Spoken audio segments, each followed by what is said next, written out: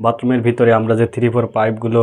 Tap shower বা total যে ফিটিংসগুলো করি এবং টাইলসের পরে আমরা যখন ফুল কাজটা কমপ্লিট করে ফেলি এবং পানি লাইন চালু করি, তখন দেখা যায় কিছু জায়গা থেকে বা টাইলসের ভিতর থেকে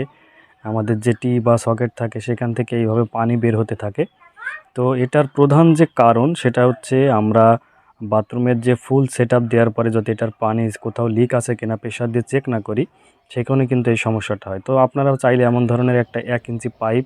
ছাদ পর্যন্ত উঠিয়ে দিয়ে তার ভেতরে অন্তত কিছুর সাহায্যে পানি ভালোভাবে ঢুকিয়ে কোথাও লিক আছে কিনা বা কোনো ফিটিংসগুলো ফাটা আছে কিনা বা কোথাও লিক আছে কিনা এইগুলো যদি আপনি চেক দিয়ে রাখতে পারেন এবং তারপরে যদি আপনি টাইলস করার জন্য আসলে কাজটা হ্যান্ডওভার দিয়ে দেন, তাহলে কিন্তু আপনি এই সমস্যা থেকে চিরপরিত্রাণ পেতে পারেন। আরেকটা বিষয় সেটা হচ্ছে আপনারা যখন উপরে একটা পাইপ উঠিয়ে রাখবেন, ট্যাঙ্কি ফিটিংস দিবেন না, তখন অবশ্যই কিন্তু আপনারা এই পাইপের মুখে এলবো অথবা টি বা সকেট যে কোনো কিছু লাগিয়ে অবশ্যই একটা প্লাগ লাগিয়ে রাখবেন বা ইন ক্যাপ লাগিয়ে রাখবেন। তাহলে কিন্তু এটা আসলে ময়লা কিংবা অন্য কোনো কিছু কিন্তু এর ভেতরে যে আটকে যাবে না, এটা কিন্তু আপনার সুরক্ষিত থাকবে।